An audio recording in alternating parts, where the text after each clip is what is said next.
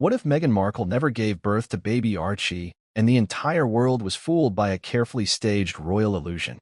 What if everything we thought we knew about one of the most talked about royal births in modern history was a carefully constructed illusion? What if behind the glossy photos, the staged smiles, and the tightly scripted media statements, there was a darker truth, one that Buckingham Palace, the media, and even medical professionals were sworn to protect? This isn't a question born out of idle gossip or tabloid speculation. This is a question forced upon the world after a former hospital nurse came forward with claims so explosive they threatened to shatter the carefully crafted image of Meghan Markle and Prince Harry's family life. Before we continue, please hit the like button, subscribe to the channel, and turn on the notification bell for updates. It was supposed to be a fairy tale. In May 2019, Meghan Markle and Prince Harry welcomed their first child, a baby boy named Archie Harrison Mountbatten, Windsor. The announcement was made with all the pomp and ceremony expected of the British monarchy, though not without its peculiarities. Unlike the tradition set by Princess Diana and continued by Kate Middleton, Meghan and Harry opted out of the usual photo call on the hospital steps. There were no images of a tired but smiling Meghan holding her newborn outside a London hospital as the world's cameras flashed. Instead, there was silence. The media was told to wait. Questions about where and how Meghan had given birth were brushed aside. Some claimed it was for privacy. Others nodded politely and moved on. But not everyone believed the story. And now, years later, a woman who says she was working inside the very hospital where Meghan was rumored to have delivered has broken her silence. Her words are chilling. We were told to keep quiet. She was never here. It was all a production. We were part of the cover-up. This is the story of what she claims happened behind closed doors, of NDAs allegedly handed out like candy, of hospital corridors where whispers of royal secrecy were met with threats of career-ending consequences. It's a story that demands answers but instead has been met with deafening silence. To understand the magnitude of these revelations, we must first go back to the moment it all began. In early May 2019, rumors swirled across London that Meghan had gone into labor. Reporters gathered outside Portland Hospital, the prestigious facility where Meghan was said to be giving birth. But something felt off. There were no credible sightings of Meghan or Harry arriving at the hospital. No staff leaked even the smallest details about her condition or the baby's delivery. For a hospital that had served countless celebrities and royals over the years, its silence was notable. Too notable. The palace issued a brief statement confirming the baby's arrival. But instead of the usual fanfare, there was nothing. No one saw Meghan leave the hospital. No official photos were released of Archie's first moments. Then came the highly controlled press event at Windsor Castle, where Meghan and Harry, standing stiffly in front of cameras, introduced Archie to the world. But eagle-eyed viewers noticed inconsistencies. Why, they asked, did Meghan appear unusually slim just 48 hours after supposedly giving birth? Why was there no record of her hospital stay in the usual royal channels? And why did the palace refuse to confirm where Archie had been born? These questions simmered under the surface, dismissed by many as conspiracy theories, until now. The former nurse, whose identity we're protecting for her safety, says she can no longer live with the guilt of what she witnessed, or rather, what she didn't witness. I've worked at Portland Hospital for over a decade, she says in a shaky voice during a televised interview. When a royal birth happens, the entire hospital knows. Security is heightened, staff are briefed, preparations are meticulous. But this time, there was nothing. We kept waiting for her arrival. Hours passed. Days passed. Then we were told to act like it had all happened, to prepare for the possibility of questions. But Meghan never came through those doors. Not once. The nurse claims that in the days following Archie's supposed birth, all staff were called into a meeting where administrators handed out non-disclosure agreements. They told us to sign or risk losing our jobs. I've never seen anything like it. They said the palace had requested absolute discretion and that any leaks would result in severe legal action. Could this be true? Could an entire hospital be silenced to protect a royal secret? The British monarchy is no stranger to tightly controlled narratives. Over the centuries, the institution has mastered the art of keeping inconvenient truths out of public view. From Edward VIII's abdication crisis to Prince Andrew's scandals, the palace has proven time and again its willingness to rewrite history when it suits the crown. But why would they do this? Why, if the nurse's claims are accurate, would Meghan and Harry stage an elaborate ruse about the birth of their son? Was it about privacy, as their supporters insist, or something much bigger? Some have speculated that Meghan may have used a surrogate to carry Archie. Surrogacy is legal in the UK, but for a senior member of the royal family, it would have been a logistical and PR nightmare.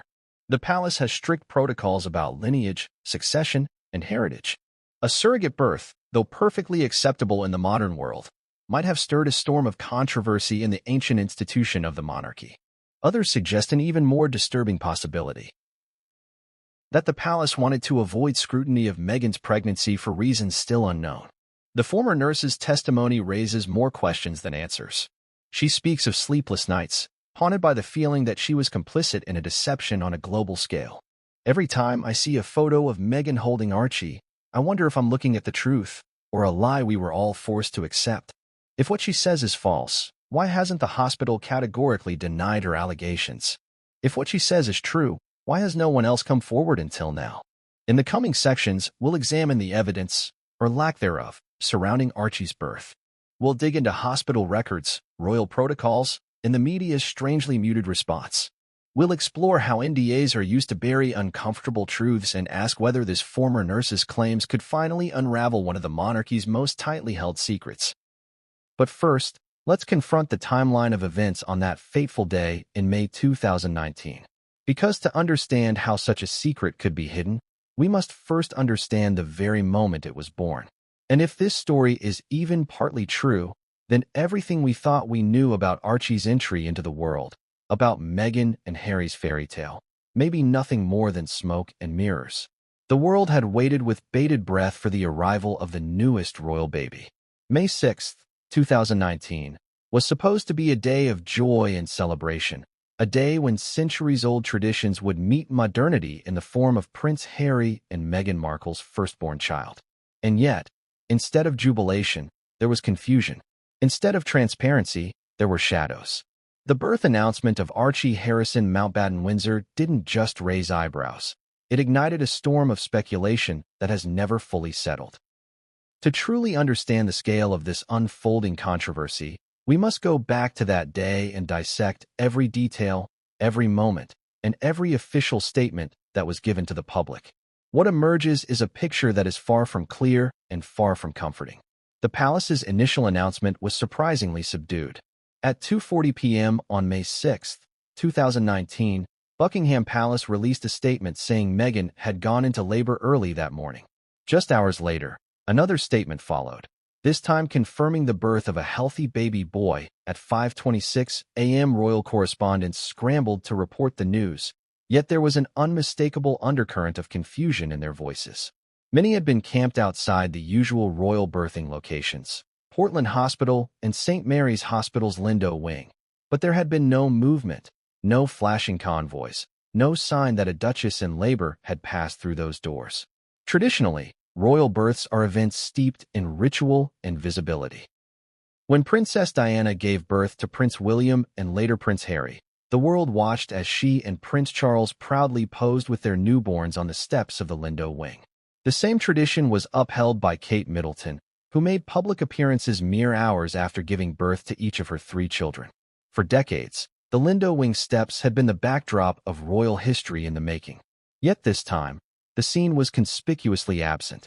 Instead of a jubilant moment outside the hospital, Harry and Meghan opted for something unprecedented. They would not be sharing details about their child's birth with the public. No hospital, no time of delivery, and no media presence. They would appear before the cameras only when they were ready and on their own terms. The announcement promised a photo call in the coming days at Windsor Castle, a private setting far removed from the traditional public eye. Royal watchers and seasoned journalists began to murmur. Why break with such a time-honored tradition? Why hide the hospital details? Why shield something as routine as the arrival of a baby from public view?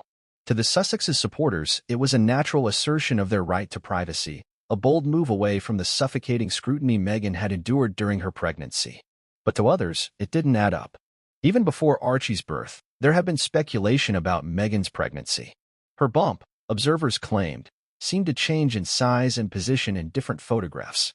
Social media was awash with theories about moon bumps and prosthetics, claims dismissed by the mainstream press as cruel and baseless. Yet, as the day of Archie's birth unfolded, those whispers grew louder. When Meghan and Harry finally appeared 2 days later, the world saw them in St. George's Hall at Windsor Castle.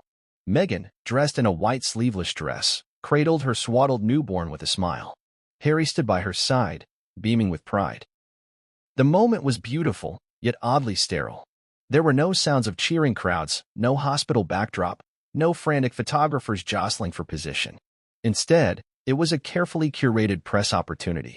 Meghan's appearance that day further fueled speculation.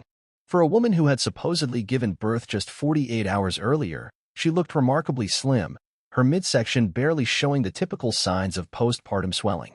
Her skin glowed, her demeanor calm and composed. Mothers watching around the world began to question how such a rapid recovery was possible. Was it simply good genetics and expert care, or was there something more to the story? Adding to the mystery was the lack of official documentation. The palace did not immediately release Archie's birth certificate, which traditionally confirms the place of birth. When the document finally surfaced weeks later, it listed Portland Hospital as the location. But by then, the narrative had already shifted. Veteran royal correspondents, usually quick to defend palace protocol, began to admit in private conversations that the secrecy surrounding Archie's birth was unlike anything they had seen before. One journalist, speaking anonymously, said, "There's always been a degree of privacy around royal births, but this was something else entirely. It felt like they were hiding something." The lack of hospital staff sightings also raised eyebrows. Portland Hospital, known for its discretion, had served countless celebrities and royals over the years. Yet even with its tight security, leaks about high-profile patients had surfaced in the past. This time, however, there was nothing. No whispered anecdotes, no anonymous staff tips, no grainy photos of Meghan arriving or departing. It was as though the entire event had been scrubbed from the hospital's history. For the public, questions began piling up. Why were the Sussexes so adamant about shielding every detail of Archie's arrival? Why was there no photographic evidence of Meghan entering or leaving Portland Hospital? And why, if privacy was the goal, did they even agree to a photo call days later? Theories began to circulate. Some believed Meghan had given birth at home and the palace had orchestrated a hospital record to maintain appearances. Others, more skeptical, suggested the use of a surrogate and a deliberate effort to obscure the truth to avoid public backlash. The palace, for its part, remained silent. Requests for clarification about Meghan's hospital stay went unanswered. Portland Hospital issued no statements and did not confirm whether Meghan had been a patient. This silence only fueled the fire. For every supporter who defended Meghan's right to privacy, there were others demanding transparency from an institution funded by taxpayers and rooted in tradition. But the story didn't end there. It wasn't until years later that a former hospital nurse would come forward with claims that threatened to blow the entire narrative apart. Her words suggested not just secrecy, but an organized effort to stage manage a royal birth that may never have happened at all, at least not at Portland Hospital. As we move forward, the nurse's testimony will take center stage. But first, we must explore the environment she describes, the alleged NDAs, the hospital culture of silence, and the sheer power of the royal machine to control narratives. Because if the public has been misled, if this birth announcement was not the joyous, honest moment it appeared to be, then we are looking at a deception far larger and more calculated than anyone could have imagined. And the cracks in that story began on May 6, 2019, the day a baby boy was said to have entered the world, and the day a controversy was quietly born alongside him. She had been silent for years. Watching from the sidelines, bound by fear, racked with guilt, and haunted by the memory of the day everything changed. But now, she says, she can no longer carry the weight of what she knows. The world deserves the truth. And her truth is nothing short of devastating. The woman who came forward in a shocking televised interview is a senior nurse with decades of experience at Portland Hospital. For years, she prided herself on her professionalism and her commitment to patient confidentiality. But the events surrounding the birth of Archie Harrison Mountbatten Windsor, she claims, were not a matter of privacy. They were a matter of deception, one that she says hospital staff were forced to uphold under the threat of losing everything they had worked for. She begins her story hesitantly, her voice trembling as though she's still weighing the risks of speaking out. "I've thought about this moment for years," she says softly, her eyes darting nervously around the room. "And I know that by doing this, I may never work again. but I can't let them bury the truth any longer. According to her account, the staff at Portland Hospital were given strict instructions in the days leading up to Meghan Markle's due date. Meetings were held behind closed doors, attended only by senior administrators and select medical personnel. During these meetings, staff were warned of the unique and sensitive nature of the upcoming royal birth. They were told to expect a heightened level of secrecy, even by royal standards. But as the days went on, the nurse began to sense something wasn't right. Unlike previous royal births, there was no increase in security personnel within the hospital. No deliveries of specialized medical equipment. No closed-off wings or extra measures to shield high-profile patients from prying eyes. In the past, whenever a celebrity or a royal booked into the hospital, it was like clockwork, she explains. We'd have security briefings, visitor restrictions, sometimes even renovations to make certain rooms more secure. This time, nothing. It was business as usual. The day Meghan was said to have given birth, the nurse recalls, passed like any other. There was no flurry of activity on the maternity ward, no sudden lockdown, no high-profile visitors or bodyguards. In fact, she claims, not a single staff member she spoke to that day had seen Meghan enter or leave the building. It wasn't until later that evening that staff were summoned to an emergency meeting. According to the nurse, the tone of the gathering was tense, almost ominous. Senior administrators arrived carrying stacks of documents, which they distributed to everyone present. They were NDAs, the nurse says. Non-disclosure agreements. We were told to sign immediately. There was no room for negotiation. The room fell silent as the administrators explained why the NDAs were necessary. They said it was to protect the privacy of the royal family and to prevent any leaks about the events of that day, the nurse recalls. But what struck me was how forceful they were. They didn't just say we couldn't talk about Meghan's stay. They said we had to act like it happened, even if we hadn't seen her with our own eyes. When one staff member reportedly raised a question about the lack of evidence that Meghan had even been admitted to the hospital, they were swiftly shut down. They told us it wasn't our place to ask questions, that everything had been handled at the highest levels, and our only job was to maintain the illusion that all had gone as reported. For the nurse, this was the moment when doubt took root. Why would the hospital insist on creating an illusion if everything had been above board? Why would they distribute NDAs en masse, threatening termination and legal action if anyone spoke out? The days that followed were eerie, she says. Staff were discouraged from speaking to one another about what had happened. Emails were sent out reminding employees of their obligations under the NDAs. Security cameras in certain areas of the hospital were reportedly disabled or had their footage erased. It felt like we were being erased too, the nurse says, her voice cracking. Like we were being forced to participate in something we didn't understand, something we couldn't question. For years, she kept quiet, terrified of the consequences of breaking her silence. But the weight of what she knew began to take its toll. Every time she saw Meghan and Harry in the media, every time she heard references to Archie's birth at Portland Hospital, she felt a wave of anger and despair.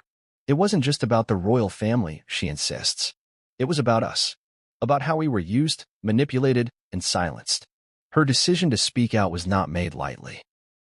In preparation for her interview, she consulted legal experts and journalists who assured her that the statute of limitations on certain NDA clauses might allow her to reveal some details without facing prosecution. Still, she knows the risks. I could lose everything, she admits. But I'd rather lose everything than live with this secret for one more day. The allegations she has made are already sending shockwaves through royal watchers and the media. If her claims are true, they suggest not just a desire for privacy on the part of Meghan and Harry, but an orchestrated cover-up involving one of London's most prestigious hospitals. Critics have been quick to dismiss her as a disgruntled former employee seeking attention or financial gain. But those who know her describe her as meticulous, private, and deeply committed to her profession. Colleagues from her time at Portland Hospital have expressed surprise that she would make such claims, precisely because of her reputation for integrity. Could her story be true? Could the birth of Archie Harrison have been staged or concealed in some way? And if so, why? As the nurse's revelations continue to dominate headlines, questions are being raised about the extent of the palace's influence over not just the media but also private institutions like hospitals. What kind of power does it take to orchestrate such a cover-up? In the next section, we'll delve into the mechanics of that power. We'll explore how NDAs have been used in the past to protect royal secrets and silence those who might expose inconvenient truths.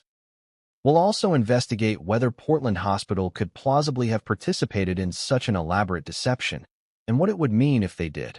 Because if this nurse's story is even partly true, then the implications reach far beyond Meghan Markle and Prince Harry. They touch the very heart of the monarchy's relationship with the public, and raise the unsettling possibility that one of the most significant royal events in recent memory was nothing more than an illusion. The British royal family has always had an uncanny ability to maintain control over its narrative. For centuries, it has operated like a fortress, its walls not of stone and mortar, but of secrecy, loyalty, and fear. Every scandal, every crack in the carefully polished image of the monarchy has been swiftly repaired, every voice of dissent muted before it could echo too loudly. But in the modern era, an age of social media, investigative journalism, and relentless public curiosity, how far can that control really stretch? When the former Portland Hospital nurse came forward with her claims, the first question on everyone's lips was simple. If this is true, how did they keep it quiet for so long? The answer, it seems, lies in a chilling web of gag orders, media compliance, and the sheer power wielded by the Crown. Non-disclosure agreements, or NDAs, have long been a tool of powerful institutions seeking to suppress inconvenient truths. In the world of celebrities and royalty, they are as common as personal chefs and private jets. Hospitals in particular are no strangers to NDAs. Patient confidentiality is sacrosanct. But what the nurse described went beyond standard privacy measures. According to her, Portland Hospital administrators, acting on instructions from higher authorities, compelled every staff member, doctors, nurses, janitors, even receptionists, to sign sweeping NDAs. These were not the usual forms meant to protect a patient's medical history. These, she alleges, were documents designed to enforce silence about something far bigger. They didn't just tell us to keep quiet about medical details, she explained. They told us to act like it happened, even if we hadn't seen her. They made us part of a story we weren't sure was true. Such an act would require immense institutional compliance. Could a hospital with Portland's reputation risk its credibility by participating in a royal cover-up? The nurse suggests they didn't see it as a choice. We were told this came from the very top, not just the hospital board, but beyond, the Crown itself. The message was clear: cross this line, and you'll lose your job, your license, and possibly your freedom. This wasn't the first time royal power had allegedly been used to silence potential leaks. In past decades, journalists who strayed too close to royal secrets often found themselves mysteriously reassigned, blacklisted, or facing lawsuits. Staffers who broke confidentiality faced not only termination but social and professional ruin. The monarchy's ability to control its image wasn't just about public relations, it was about fear. But in Meghan and Harry's case, there was another layer of protection: the media itself. When Archie's birth was announced, mainstream outlets were quick to celebrate the news without asking too many questions. Unlike previous royal births, there were no front-page photos of Meghan entering or leaving the hospital. No crowds gathered outside waiting for the first glimpse of the baby. Instead, journalists seemed content to repeat palace statements without demanding evidence. Why? Some say it was out of respect for Meghan and Harry's repeated pleas for privacy. Others suggest a more unsettling possibility: that the British press, so often accused of hounding the Sussexes, had in this case been warned off. It wouldn't be unprecedented. During critical moments in the royal family's history, the palace has called in favors, exerted pressure, and even threatened legal action to ensure certain stories never saw the light of day. After all, the monarchy is not just a family, it is an institution tied to the British government, the aristocracy, and vast networks of wealth and influence. In this case, according to one media insider, there were whispers of a D-notice, an informal request from the government to the press to avoid covering certain aspects of the birth. Nothing formal, but enough to make editors pause before assigning reporters to dig too deeply. If true, such a maneuver would explain the eerie silence that surrounded Archie's birth. It would explain why no photos emerged of Meghan entering the hospital, why no anonymous staffers leaked details to tabloids hungry for royal gossip, and why those few journalists who raised questions were quickly dismissed as conspiracy theorists. Even in the age of social media, where anyone with a smartphone can become a reporter, there were no eyewitness accounts of Meghan arriving at or leaving Portland Hospital. Not a single Uber driver, passerby, or patient claimed to have seen her. For a woman as famous and scrutinized as Meghan Markle, This absence of sightings was nothing short of extraordinary. But perhaps most telling of all was the palace's own behavior. Instead of addressing the rumors head-on, they maintained a stony silence. When asked why Meghan and Harry had broken with the tradition of posing on the hospital steps, spokespeople gave vague answers about the couple's desire for privacy and the need to celebrate as a family first. When pressed about the hospital's role, they refused to comment altogether. Silence can speak louder than words. In this case, it suggested either disdain for public curiosity or fear of what might be uncovered if too many questions were asked. Critics of the former nurse's claims argue that such a conspiracy would be impossible to sustain. That hospitals, with their hundreds of employees and constant flow of patients, cannot keep secrets on this scale. That in the age of leaks and whistleblowers, someone else would have spoken up by now. But history suggests otherwise. In 1997, it took years for details about Princess Diana's struggles within the royal family to surface, despite dozens of insiders knowing the truth all along. Even now, there are whispered rumors about royal scandals, affairs, health crises, financial improprieties that have never been confirmed. The monarchy, it seems, has mastered the art of control, and NDAs are only one weapon in its arsenal. So what does this mean for the nurse's claims? Could she be telling the truth, even if no one else has corroborated her story? Or is this the desperate act of a disgruntled employee seeking her moment in the spotlight? In the next section, we'll dive into the theories surrounding Meghan's pregnancy, looking at the whispers of surrogacy, the moon bump allegations, and why so many people believe the official story simply doesn't add up. Because if the palace did orchestrate a cover-up, the question isn't just how they silenced so many people. The question is why. The moment Meghan Markle stepped onto the world stage as Prince Harry's new love interest, she became one of the most scrutinized women in modern history. Every aspect of her life, her family background, her career, her friendships was dissected endlessly. But nothing generated more intrigue, speculation, and controversy than her pregnancy with Archie Harrison Mountbatten Windsor.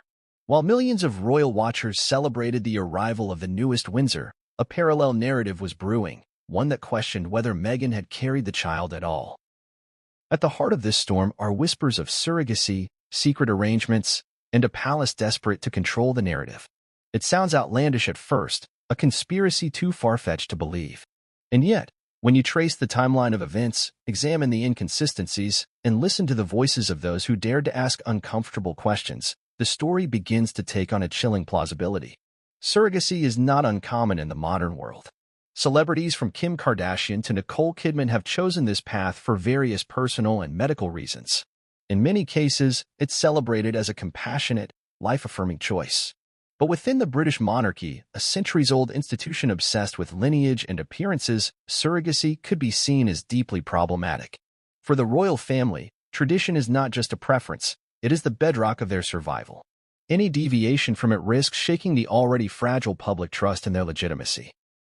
The idea that Meghan may have used a surrogate began, as so many modern rumors do, on social media.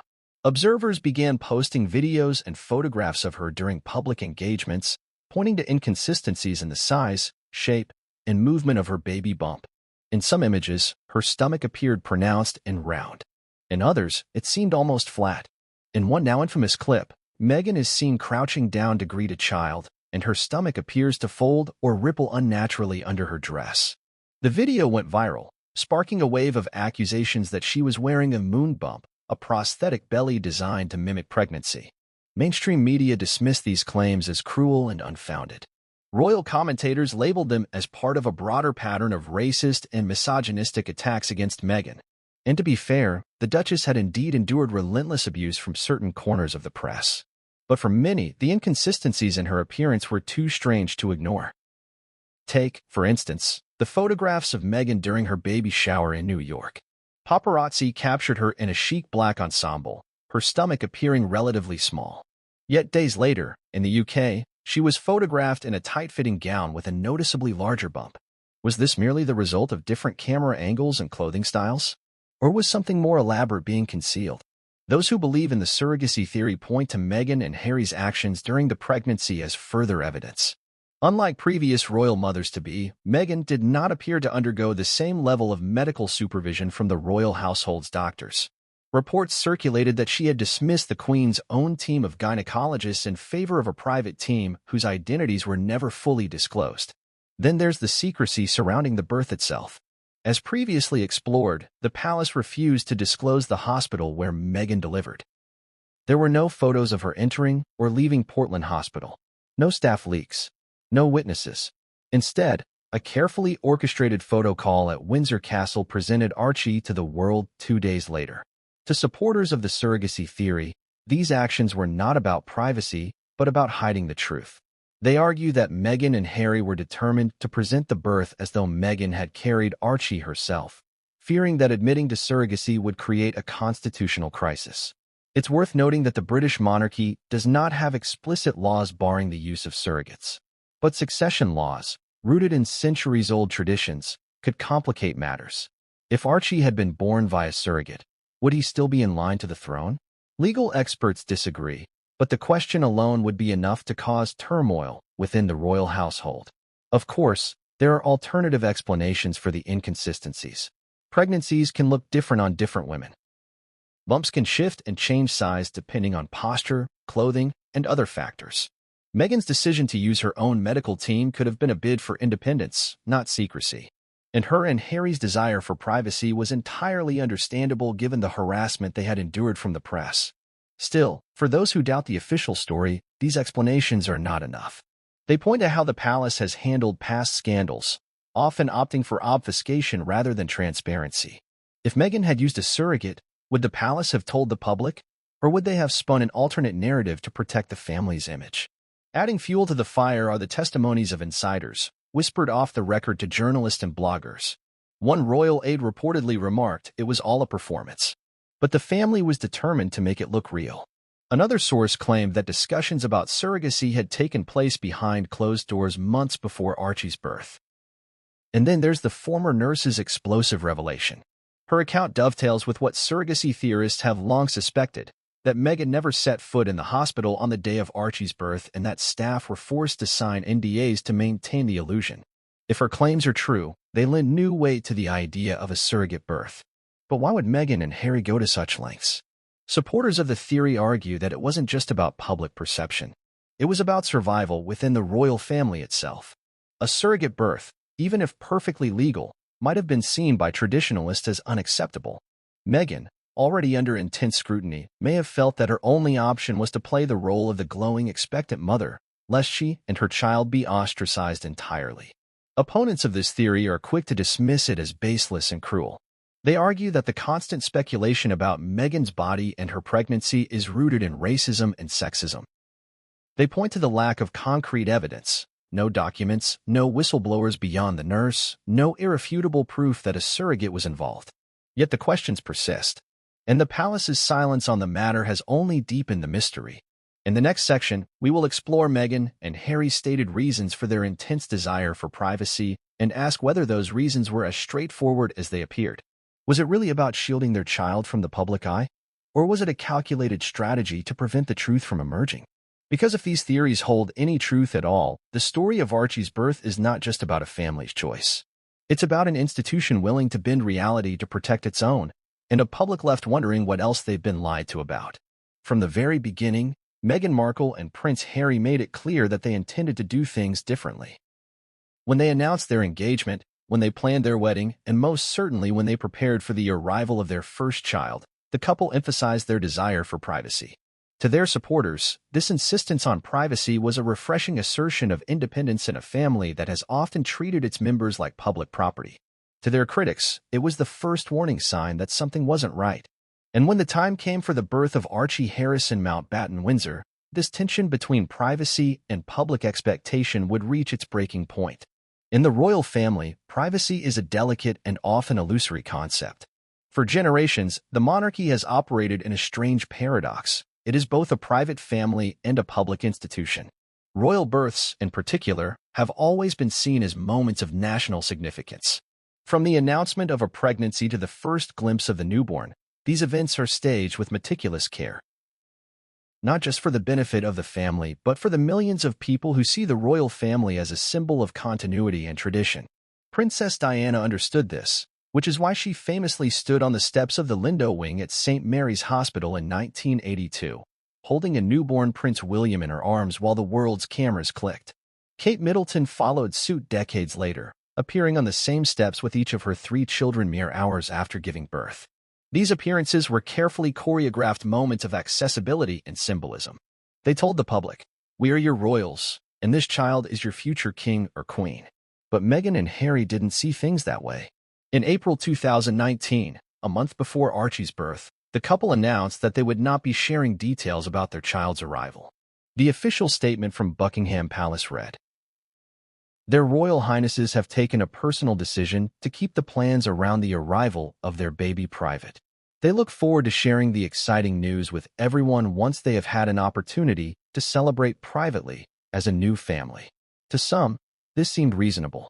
After all, Meghan had endured relentless attacks from the media throughout her pregnancy, with tabloid headlines questioning everything from her choice of maternity, clothing to her relationship with her father. For a woman already subjected to a level of scrutiny few could endure, the idea of retreating from public view during such a vulnerable time made sense. But for others, the decision rang alarm bells. Why break with tradition so dramatically? Why refuse to disclose even the most basic details, like the hospital where Meghan planned to deliver? And why, if privacy was so important, stage a photo call at Windsor Castle 2 days later? The Sussexes' insistence on privacy seemed at odds with their later actions. While they shielded Archie's birth from public view, they also launched an Instagram account and began sharing curated glimpses into their lives. Critics argued that they wanted to control the narrative, not to disappear from the spotlight entirely, but to dictate how and when they appeared in it. This contradiction became even more pronounced in the months following Archie's birth.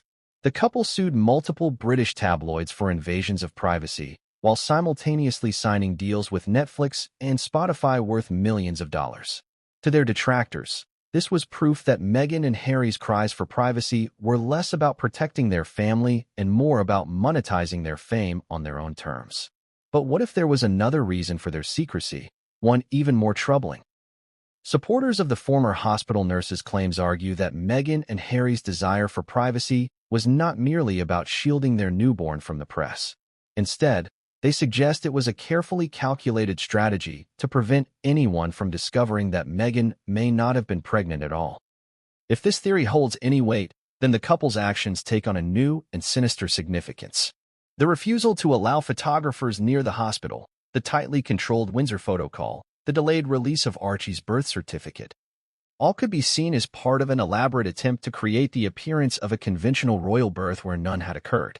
And yet, there is also a more benign explanation. Meghan and Harry were traumatized.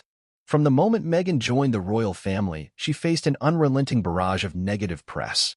Racist undertones in newspaper headlines, fabricated stories about feuds with Kate Middleton, and constant speculation about her relationship with her estranged father created a toxic environment.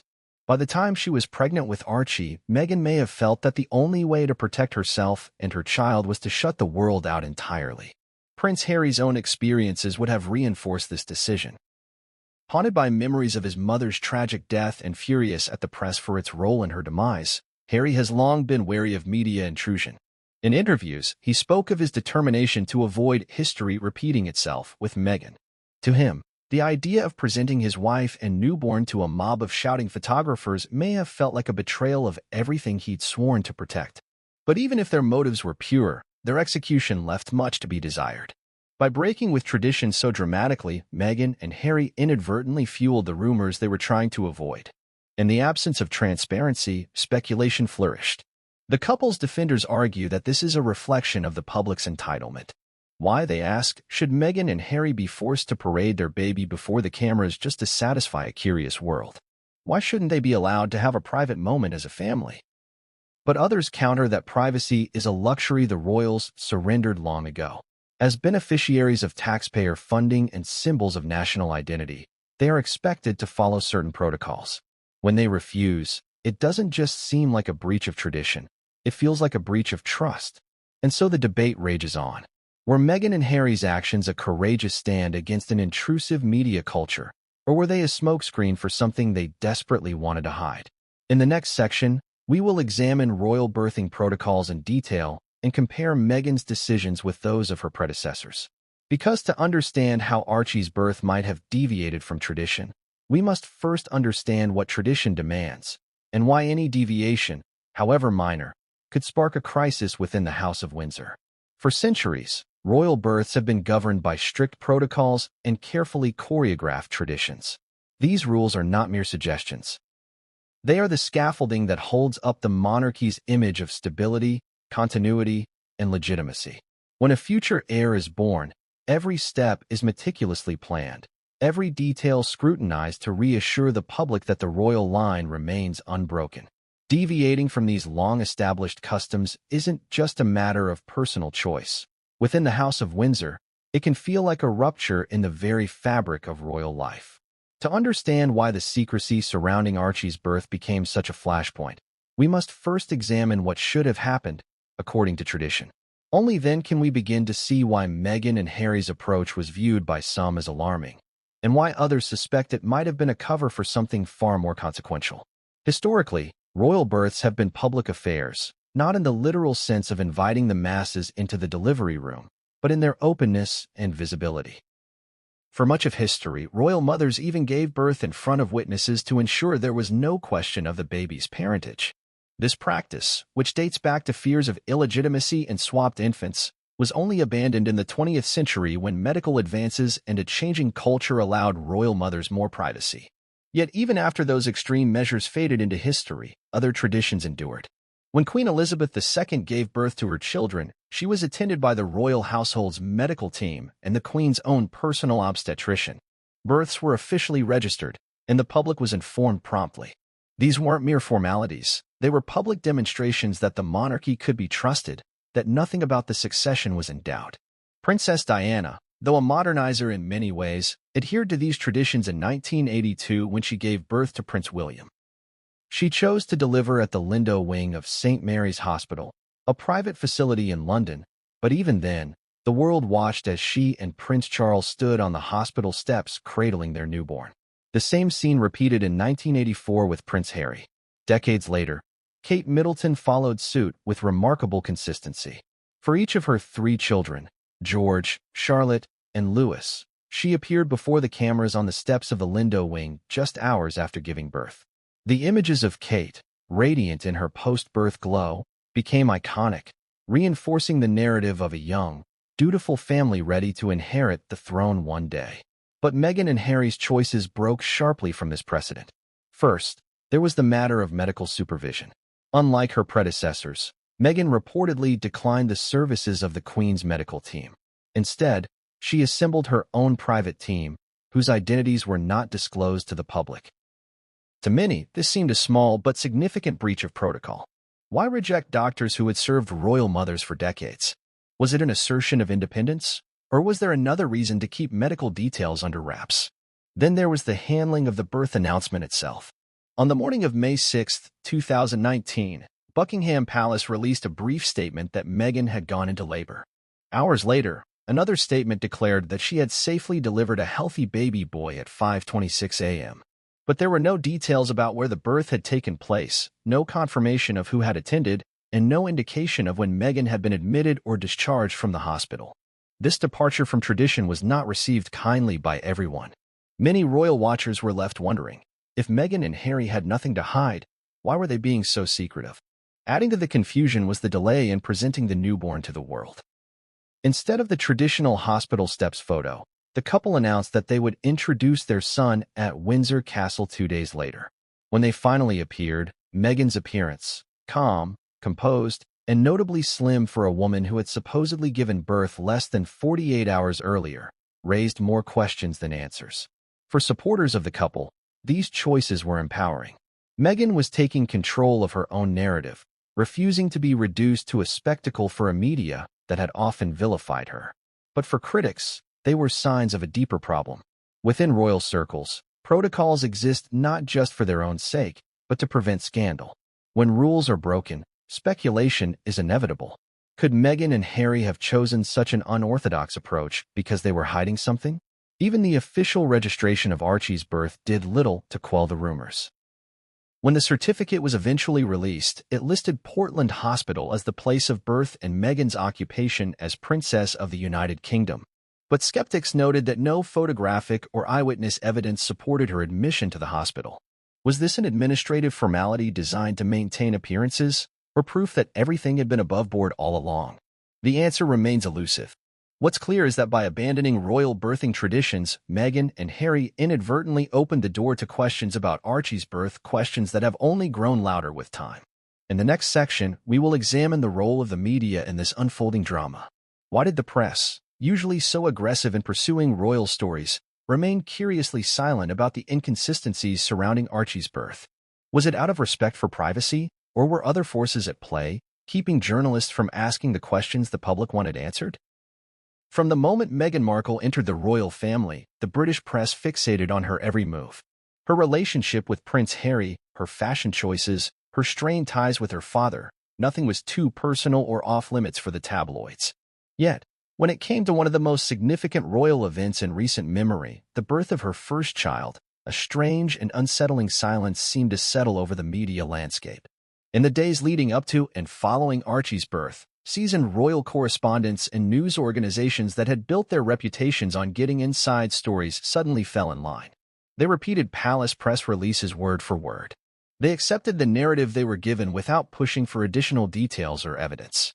For a press corps famous for camping outside royal hospitals for days on end just to catch a glimpse of a newborn, the absence of aggressive reporting felt unnatural.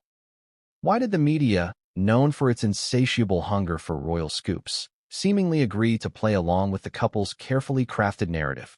Was this an act of respect for Meghan and Harry's privacy, or was it something more sinister? Traditionally, royal births are covered with relentless intensity. In 2013, journalists from around the world lined the streets outside the Lindo wing for weeks, waiting for news of Kate Middleton's first delivery. Even when official updates were sparse, reporters pieced together stories from every scrap of information they could find. Deliveries of flowers to the hospital, unusual vehicle movements, the arrival of key royal aides. This level of scrutiny has been the norm for decades, and yet with Meghan, none of it happened. When the palace announced that Meghan was in labor, reporters didn't rush to Portland Hospital or St. Mary's to stake their claims outside. No one attempted to track her movements. Instead, they sat quietly, waiting for official statements.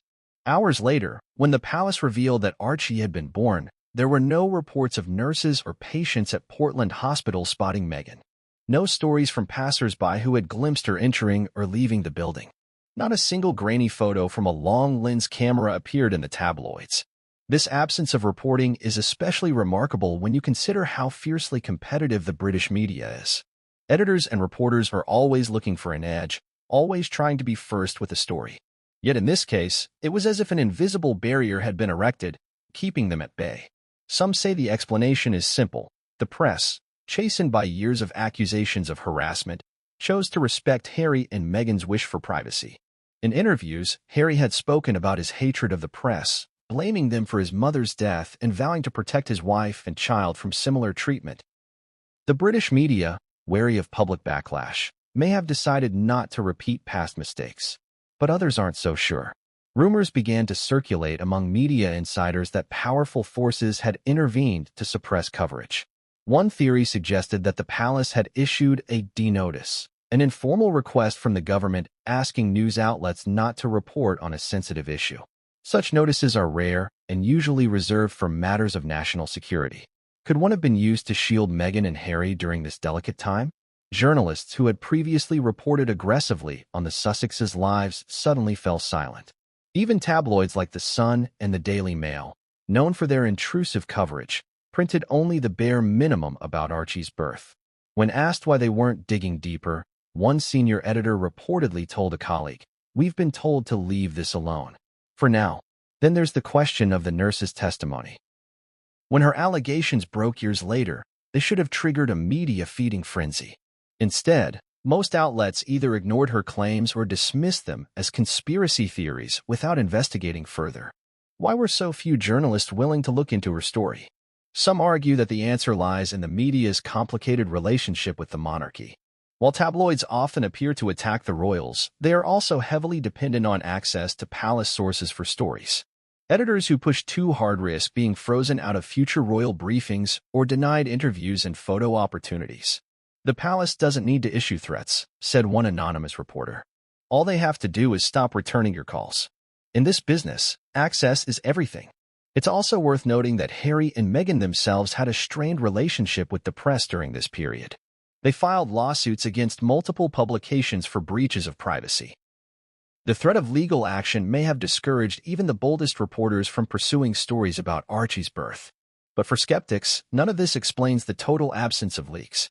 In an age where anyone with a smartphone can snap a photo and post it online, how is it possible that no one saw Meghan entering or leaving Portland Hospital? Why were there no anonymous tips from hospital staff, no whispers from security guards, no blurry images from bystanders? Was the media complicit in keeping the public in the dark, or were they kept in the dark themselves? In the next section, we will explore the heart of the nurse's allegations, the claims of an orchestrated cover-up at Portland Hospital. What would it take for an entire medical institution to participate in such a deception? And is it even possible that the birth of a royal baby, a global event, could be faked without someone blowing the whistle? The answers may reveal just how far the royal family, and those who serve it, will go to protect its secrets. Inside the pristine white halls of Portland Hospital, the atmosphere in May 2019 was unusually calm. For a facility accustomed to catering to celebrities and royalty alike, there were no signs of heightened security, no clusters of press outside, and no frantic buzz among staff members that typically accompanied high-profile births. Yet, outside the hospital, the world believed that one of the most famous women on the planet, Meghan Markle, Duchess of Sussex, was inside those walls bringing a new royal baby into the world. According to the former nurse who broke her silence years later, this was no ordinary day at Portland Hospital, not because it was filled with royal fanfare, but because it was eerily devoid of it. "We kept waiting for her arrival," she said during her televised interview, her voice low, almost trembling. "Hours passed, then days. But Meghan never came through those doors. Not once. And yet we were told to behave as though she had been here all along." Her account offers a chilling insight into what she describes as an orchestrated cover-up. The first signs of something unusual came a week before Archie's reported birth. Staff were summoned to a mandatory meeting in a private conference room where senior hospital administrators addressed them. Phones were not allowed, and no one was permitted to take notes. They told us the Duchess of Sussex would soon be admitted, but that her visit would be handled in a way unlike any other patient we'd seen before, the nurse recalled. It wasn't just about privacy. It was about total silence. In that meeting, staff were instructed not to speak to anyone outside the hospital about Meghan's stay, not family, not friends, not even colleagues from other departments. Then came the documents. Non-disclosure agreements thicker and more intimidating than anything they'd signed before. This wasn't the standard confidentiality agreement we all have to follow as healthcare professionals. This was different. It felt like signing away your life, she said. The NDAs contained clauses threatening severe legal and financial consequences for anyone who breached them. According to the nurse, they didn't just cover patient information, they went as far as prohibiting staff from confirming or denying whether Meghan had ever been on the premises. As the days passed, something strange happened. There was no sign of the preparations that normally accompanied a royal or celebrity birth. No special security protocols. No cleared hallways or restricted areas. No adjustments to staff schedules to accommodate an important patient. It was business as usual, the nurse said. We kept expecting the call that she was on her way, but it never came. Then, on the morning of May 6, 2019, the palace announced that Meghan had gone into labor. Hours later, they released a statement that she had given birth to a healthy baby boy. Inside Portland Hospital, staff were bewildered. We looked at each other and said, "Did we miss something?" That evening, they were called into another emergency meeting. This time, the tone was even more severe. According to the nurse, administrators told staff that the royal family had decided on an unprecedented level of confidentiality and that they were to act as though Meghan had been there, even if they hadn't seen her themselves. It was surreal, she said. We were told not to question anything, not to speculate, not to discuss it even among ourselves. Security footage from certain areas of the hospital was reportedly reviewed and deleted. Staff emails about scheduling and patient rosters were purged. They were scrubbing every trace of her supposed visit. the nurse said. Could an entire hospital really participate in such an elaborate deception? Skeptics argue that it would be impossible to keep hundreds of employees quiet, even with NDAs.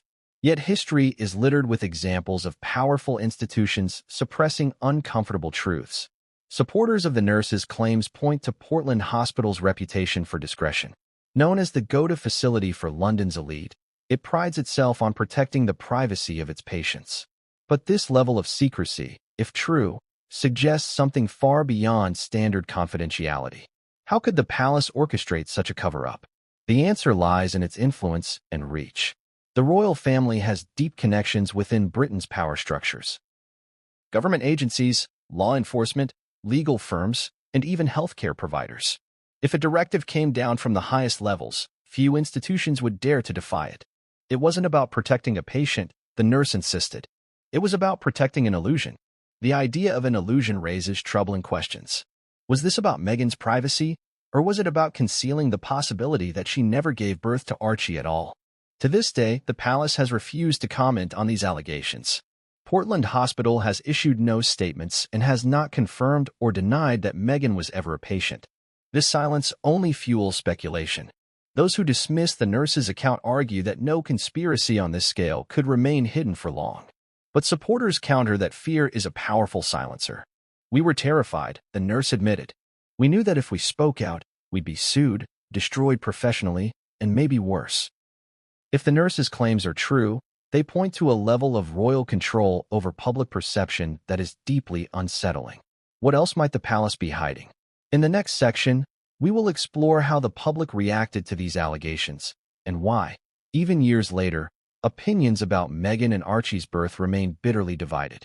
Were these suspicions fueled by genuine inconsistencies, or were they the result of a public unwilling to accept a break from royal tradition?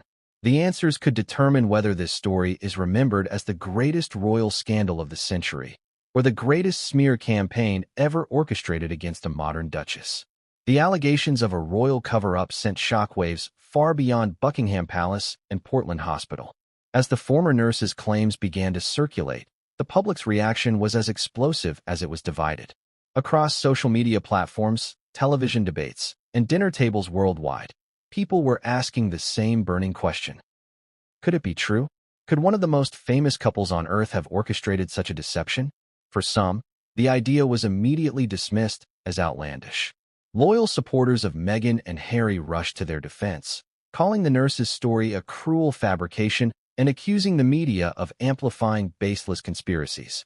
These defenders pointed to the intense racism and misogyny Meghan endured during her time in the royal family, arguing that the scrutiny of her pregnancy was just another attempt to tear her down.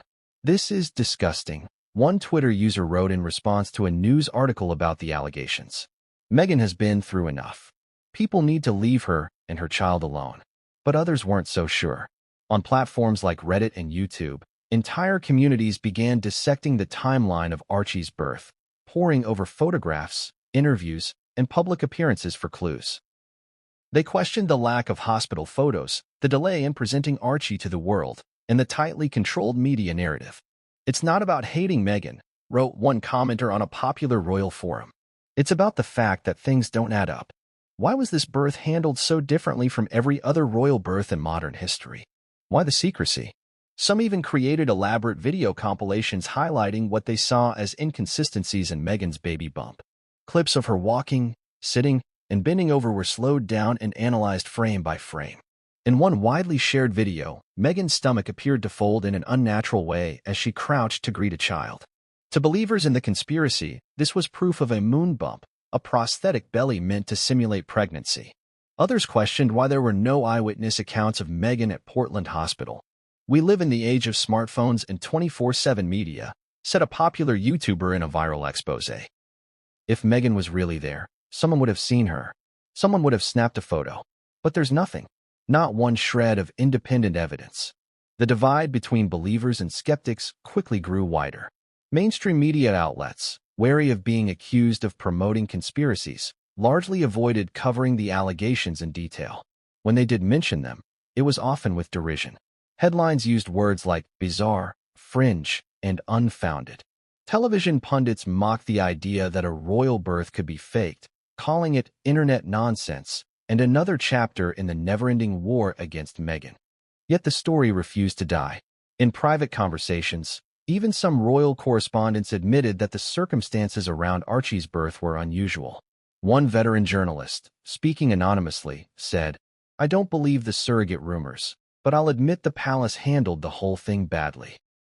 The secrecy created a vacuum, and in a vacuum, people will make up their own stories.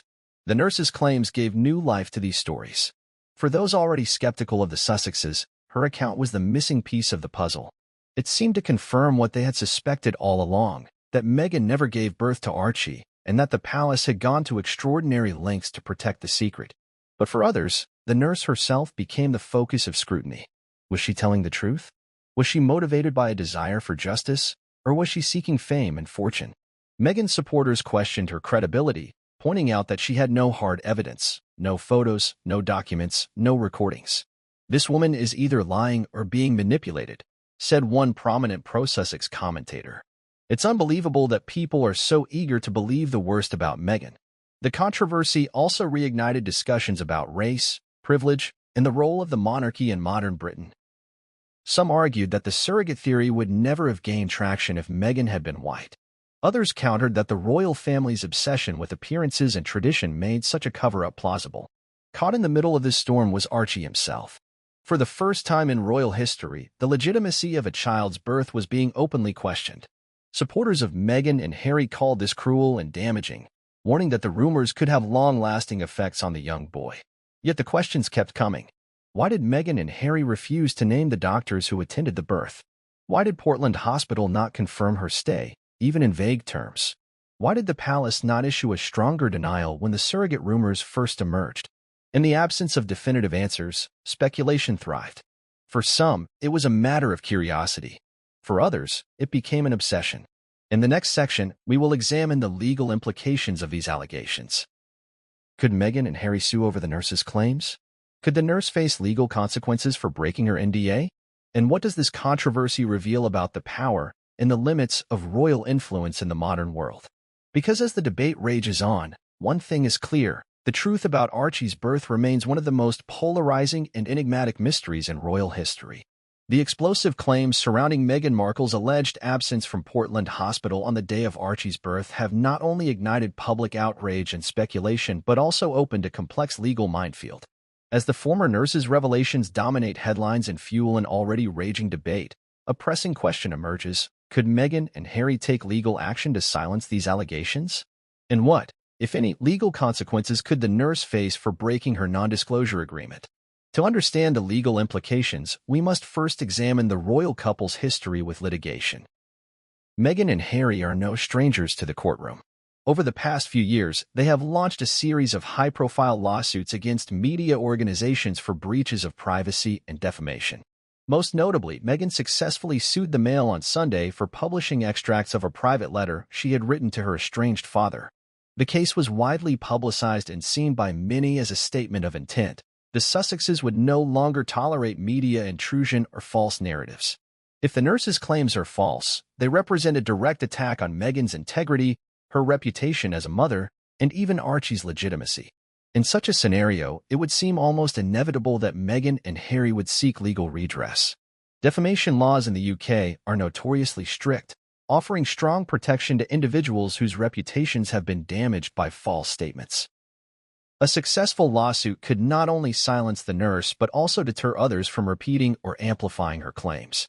However, pursuing legal action would not be without risks. Defamation cases often require plaintiffs to prove that the statements in question are untrue.